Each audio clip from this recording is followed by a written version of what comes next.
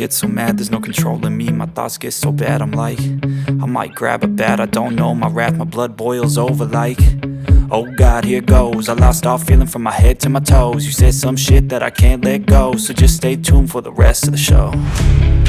So have you ever felt betrayed? Switches how you see things, realize something needs change. Cause I know you got me fucked up, let me show you what's up. Cause enough is enough.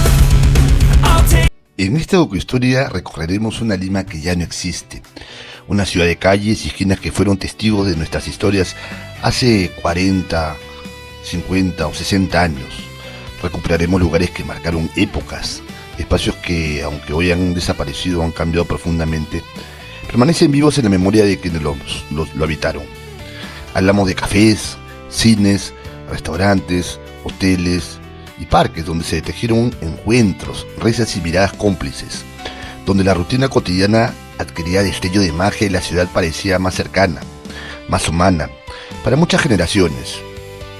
Estos lugares fueron focos de emociones y vivencias, puntos de referencia que definieron momentos de alegría, de amistad, de primeras experiencias, y que aún hoy, al transitar por el mismo sitio, evocan una mezcla de nostalgia y maravilla. Esta memoria no es individual, se transmite, se comparte, se encuentra y se recuerda en familia, entre amigos, en conversaciones, que cruzan décadas. En la memoria colectiva de una Lima que enseñaba a vivir sus espacios, a disfrutar de los pequeños detalles y a valorar la ciudad como un escenario de historias humanas.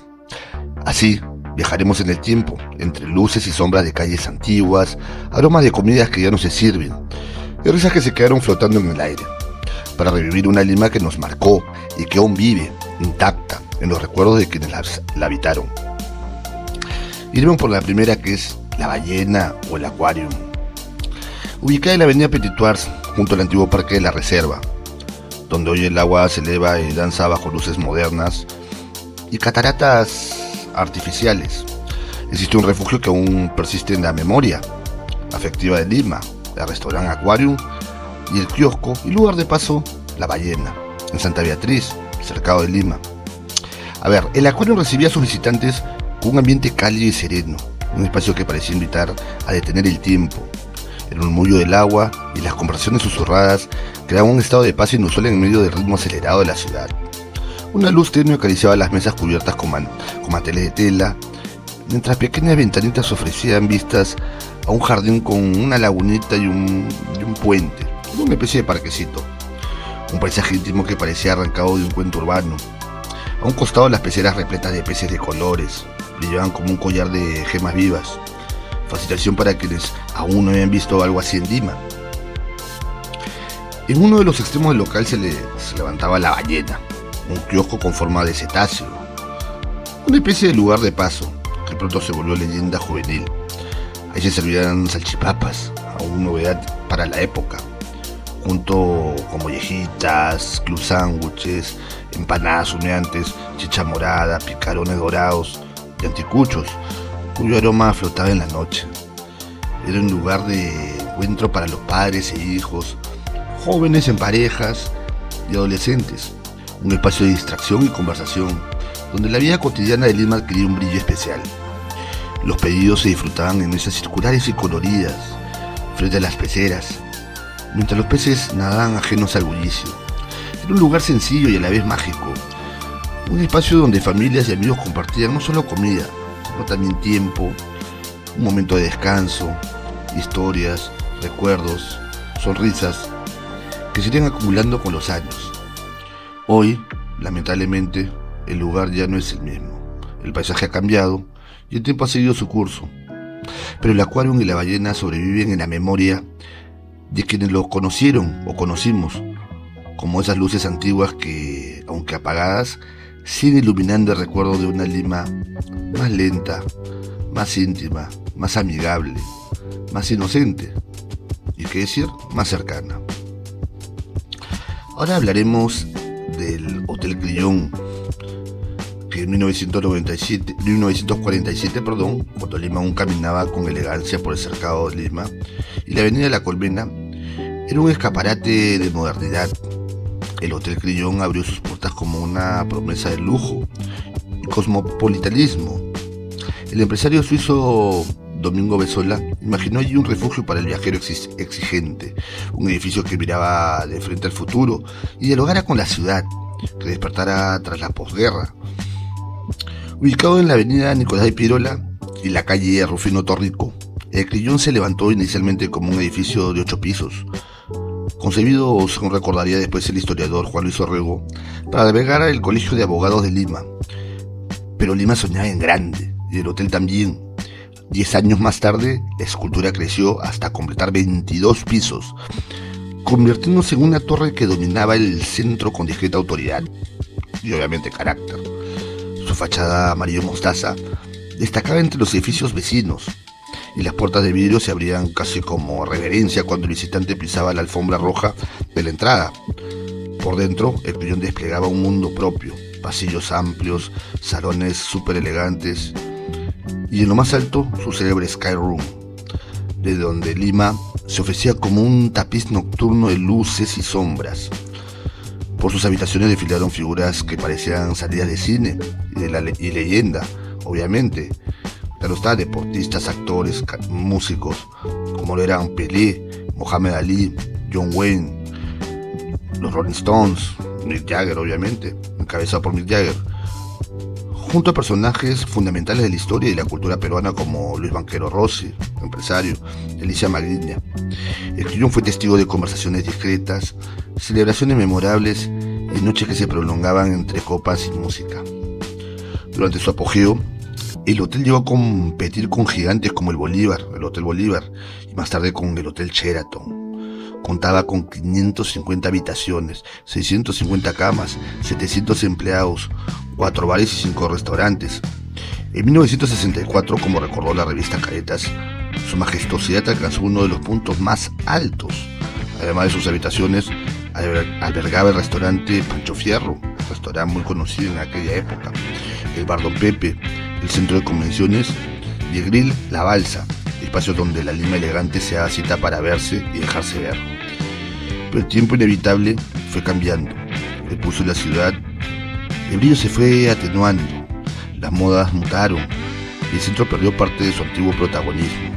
Aún así, el Crillon permaneció resistiendo como esos edificios que no se rinden del todo ante los cambios, guardando entre sus muros la memoria de una Lima que creyó en el esplendor vertical. Hoy, el Hotel Crillon vive sobre todo en el recuerdo. Es símbolo de una época, de una ciudad que se pensó cosmopolita, elegante y abierta al mundo. Y aunque sus salones ya no vibren como antes, basta nombrarlo para que regresen las imágenes. La alfombra roja, el murmullo del bar, las luces del Sky Room y la certeza de que, por un tiempo, Lima tocó el cielo desde una torre amarilla. Ahora hablaremos del óvalo de Miraflores de Parque Kennedy. El óvalo de Miraflores de Parque Kennedy conforman desde hace más de un siglo el corazón palpitante del distrito. Ahí donde hoy confluyen turistas, vecinos, artistas y transeúntes apurados. Hubo antes haciendas, caminos de tierra y silencios largos, testigo de una Lima que empezaba a estirarse hacia el mar y hacia la modernidad, claro está. A inicio del siglo XX, el actual Parque Kennedy no era más que un espacio abierto, conocido sencillamente como un parque central, o como Parque Central, un lugar de paso y de respiro. En 1939, la construcción de la iglesia de la Virgen Milagrosa le dio un nuevo eje espiritual y urbano. Desde entonces, el parque comenzó a adquirir el carácter de punto de encuentro, de plaza viva, de escenario cotidiano para toda la gente joven y de todas las edades. Durante el gobierno de Manuel Prado Ugarteche, el parque se amplió y se dividió en 2 áreas que reflejaban la memoria y la celebración. El Parque 7 de Junio, en honor a la batalla de Arica, y el Parque 28 de Julio, evocando la independencia. Años más tarde, tras el asesinato de John F. Kennedy, presidente de los Estados Unidos, en el año 1963, este último sector empezó a ser llamado de manera espontánea y afectuosa Parque Kennedy. Y como gesto de gratitud por la Alianza para el Progreso, el nombre, nacido del uso popular, se arraigó en la ciudad hasta que en el 2003 oficialmente reconocido con la colocación del busto del presidente estadounidense. En 1992, bajo la gestión del alcalde Alberto Andrade, ambos espacios fueron integrados mediante una remodelación que dio forma al actual Parque Central de Miraflores. Sin embargo, el nombre popular persistió. Para los limeños, todo seguía siendo y sigue siendo el Parque Kennedy, como si la memoria se negara a fragmentarse. A pocos pasos, el óvalo de Miraflores ha marcado durante décadas el pulso del distrito. Ubicado en la confluencia de las avenidas Larco, Pardo, Diagonal y Arequipa, ha sido eje vial, punto de referencia y escenario de innumerables despedidas y reencuentros. Construido originalmente también en 1939, su pileta central fue durante casi medio siglo un símbolo de barrio, aunque el tiempo y el descuido la sumieron por momentos en el olvido. Frente al óvalo se alza el edificio El Pacífico, año 1958, obra del arquitecto Fernando de Osma, un hito del modernismo peruano que conserva imperturbable el ir y venir de generaciones enteras, y alrededor, como un ritual que se repite noche tras noche, sobreviven los aromas de siempre: picarones, churros, butifarras, sabores que forman parte inseparable de la experiencia miraflorina y de la memoria afectiva de la ciudad. En junio del 2025 se inició una nueva transformación del óvalo, con fuentes cibernéticas, luces y sonido, y un intento por reconciliar pasado y presente, por devolverle el brillo a un espacio que nunca dejó de ser importante. Así, entre remodelaciones y recuerdos, el óvalo de Miraflores y el Parque Kennedy siguen siendo más que lugares, son un estado de ánimo, un punto donde Lima se detiene, se reúne, un instante a mirarse a sí misma, consciente de que el tiempo pasa, pero la memoria, como la ciudad, siempre encuentra la forma de quedarse. Ahora hablaremos de esta fuente de soda extraordinaria con muchos recuerdos, me trae muchos recuerdos, que se llama el Tambo. Durante la década de 1950, en la Lima que empezaba a modernizarse sin perder del todo su aire apacible, existió una fuente de soda llamada Tambo, que marcó época. Se ubicaba en la avenida Arequipa, muy cerca del cine Roma y junto al Teatro Alegría, en un tramo donde la ciudad aún se permitía caminar despacio. Tambo no era solo un local, era un punto de encuentro. Ahí se reunían jóvenes, familias y amigos atraídos por ese ambiente informal y luminoso que invitaba a quedarse. Muy parecido y característico a los típicos fuentes de soda norteamericanos. En muchos sentidos, cumplía un rol similar al que hoy tiene el tradicional Tip Top de la avenida Arenales. El único que queda, claro está. Un espacio cotidiano donde la conversación, la risa y el ritual de compartir algo sencillo se volvían protagonistas. Entre cafés, refrescos y bocadillos, helados, el tiempo parecía detenerse y la avenida se convirtió en un escenario de diálogo, encuentros y despedidas. Pero el nombre Tambo llevaba consigo una resonancia más antigua, proveniente del quechua Tampu, evocaba una institución fundamental del Imperio Inca. Los tambos eran albergues y centros de acopio construidos a lo largo del Capacñam, el gran camino inca, dispuestos aproximadamente cada 20 kilómetros, pero tenía una función que era vital: proveer descanso, distracción y abastecimiento de alimentos, vestimenta, armas y leña al Inca, a sus ejércitos y a los funcionarios que atravesaban el vasto territorio andino. Así, el tambo limeño del siglo XX parecía dialogar, sin saberlo, con esa memoria ancestral. Ya no alojaba ni chasquis ni ejércitos imperiales, pero seguía cumpliendo la misma misión esencial: ofrecer abrigo, encuentro, provisión, descanso. Esta vez para una ciudad que crecía y para una generación que encontraba en sus mesas un lugar donde pertenecer y distraerse y confluir, claro está. Hoy, aunque el local haya desaparecido, su recuerdo permanece como una pausa en el camino, un tambo moderno donde Lima aprendió por un momento a reunirse, a dialogar y a confraternizar. Ahora hablaremos del tranvía peruano. Lo recuerdo mucho porque esto me lo habló mi abuela, mi padre y muchas personas mayores me contaron del tranvía. No lo viví, pero es un recuerdo muy muy bonito. Vamos a hablar de eso. Entonces, comenzaremos que a comienzos del siglo XX, cuando Lima empezaba a dejar atrás la penumbra de los faroles y a descubrir el brillo discreto de la electricidad, el tranvía eléctrico irrumpió como símbolo de modernidad. Su llegada no solo transformó el transporte masivo, cambió la manera de habitar la ciudad. El 17 de febrero de 1904, bajo el gobierno de Manuel Cándamo, se inauguró la primera línea eléctrica que unía Lima con Chorrillos. Aquel día el desplazamiento dejó de ser una travesía fatigosa para convertirse en un viaje fluido, casi elegante, acompañado por el zumbido suave de los cables y el deslizamiento metálico sobre los rieles. Pocos meses después, el sistema se extendió hasta el Callao, integrando el puerto de la vida cotidiana a la capital, y que haya una confluencia de unificar tanto la capital, obviamente, con el primer puerto. Con el paso de los años, la red creció como un organismo vivo. Hacia 1920, Lima contaba con más de 160 kilómetros de vías y cerca de 250 vehículos en circulación, enlazando distritos que comenzaban a definirse: Magdalena, Miraflores, Barranco. El tranvía no solo soportaba pasajeros, hilvanaba, cosía la ciudad, acercando barrios, rutinas y destinos. Obras audaces como el túnel de la Herradura, inaugurado en 1906, permitieron que los rieles avanzaran hacia la costa, desafiando la geografía y topografía y ampliando más el horizonte urbano. Durante décadas, el tranvía fue puntual, limpio y económico, un compañero silencioso de crecimiento limeño. Sin embargo, el progreso trajo consigo su propia contradicción, paradójicamente. La irrupción de los ómnibus a diésel, además de la falta de inversión estatal y una crisis financiera interna, fueron debilitando un sistema que parecía eterno, moderno y formal. El final llegó con la brusquedad de lo inevitable. El 18 de septiembre de 1965, una huelga de trabajadores paralizó el servicio. Un mes después, el 19 de octubre de 1965, se oficializó el cierre definitivo del tranvía eléctrico.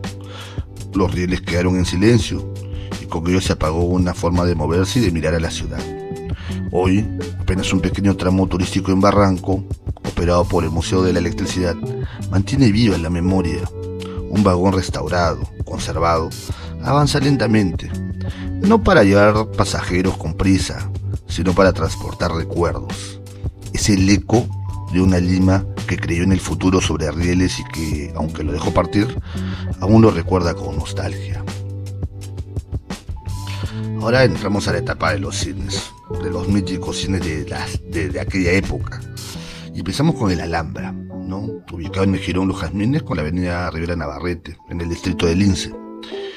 Fue un popular cine de barrio que proyectó clásicos como El Príncipe Vagabundo, 1955.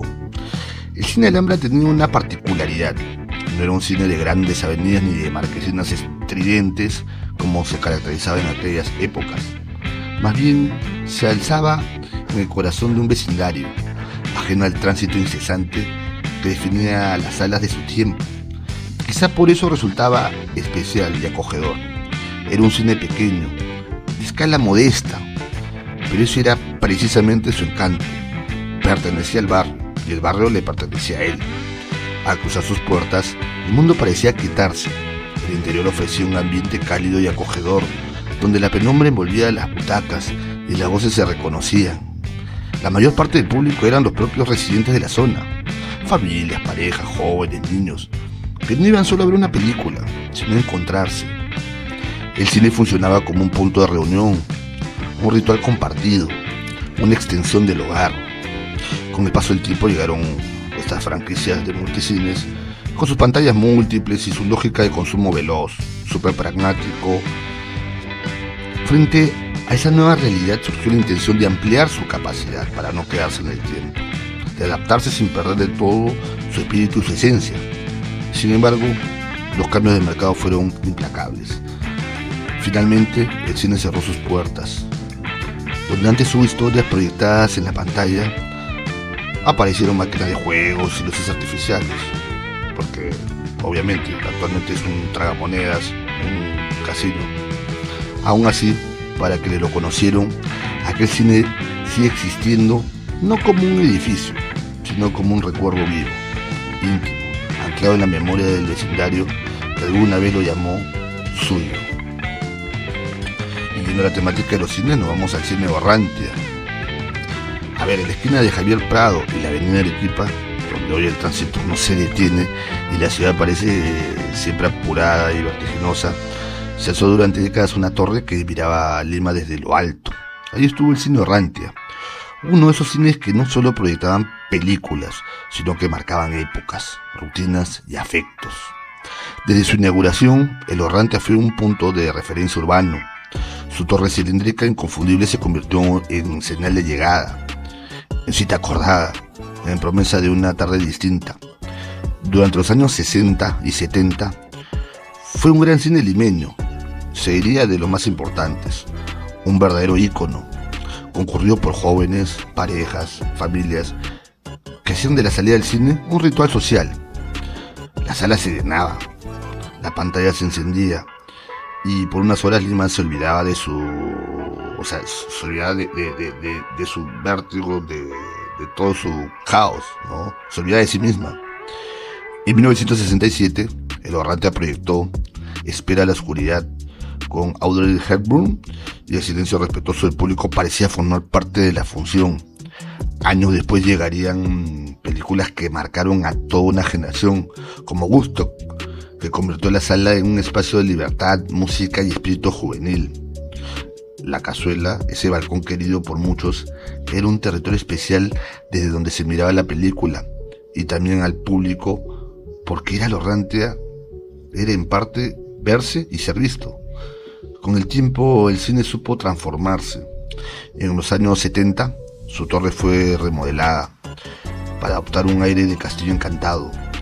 Donde el Orrantia se convirtió en el cine infantil de Disney, sus muros se poblaron de personajes animados y de risas, y el lugar adquirió una nueva vida, esta vez pensada para los más pequeños, para muchos niños, limeños. Ese fue su primer cine, su primer asombro, a una pantalla gigante. Pero la ciudad cambió. El paso de los años trajo consigo el desgaste físico, la falta de mantenimiento, el descuido y sobre todo un clima de inseguridad y violencia política que marcó profundamente a Lima durante los años 80. Los atentados, el miedo, las noches vacías, los toques de queda alejaron al público. A ello se sumó, además, la llegada del VHS, que transformó de manera de ver el cine de manera ya más familiar, personal, y dejó a muchas salas tradicionales en silencio. El Orrantia no fue ajeno a ese destino.